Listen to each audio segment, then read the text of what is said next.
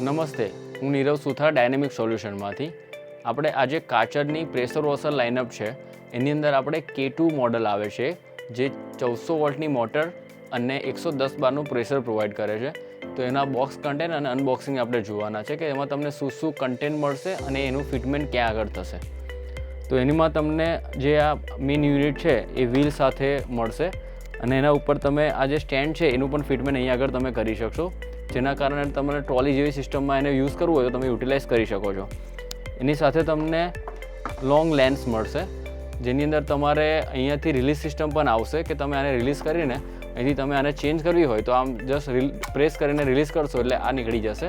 અને એમાં અલગ અલગ ટાઈપના પ્રેશર માટે અલગ અલગ યુઝ માટે આપણે ટોટલ 2 જે લેન્સ આપેલી છે, તો આ કાઢીને તમે આ ટાઈપની જે એની બીજી લેન્સ છે એ પણ તમે આવી રીતના ફિટ કરીને એને ટર્ન મારશો એટલે ફિટ થઈ જશે. આ રીતના લોક સિસ્ટમ જ છે, પ્રેસ કરીને રિલીઝ કરશો એટલે રિલીઝ થઈ જશે.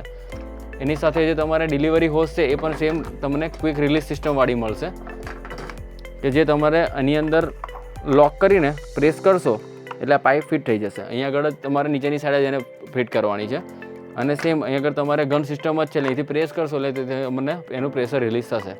પછી પર્ટિક્યુલરલી જે તમારે પાઇપ ફિટ ક્યાં કરવાની છે તો એ તમને બતાવી દઈએ. તો આગળ તમે ફ્રન્ટમાં અહીંયા જોશો તો આ સોકેટ છે એ પણ ક્વિક રિલીઝવાળું સિસ્ટમનું છે અને ઊંચું કરીને પાઇપને અહીંયા આગળ લગાવીને એને અંદર કનેક્ટ કરીને આને ડાઉન કરશો એટલે આ પાઇપ અહીંયા ફિટ થઈ જશે.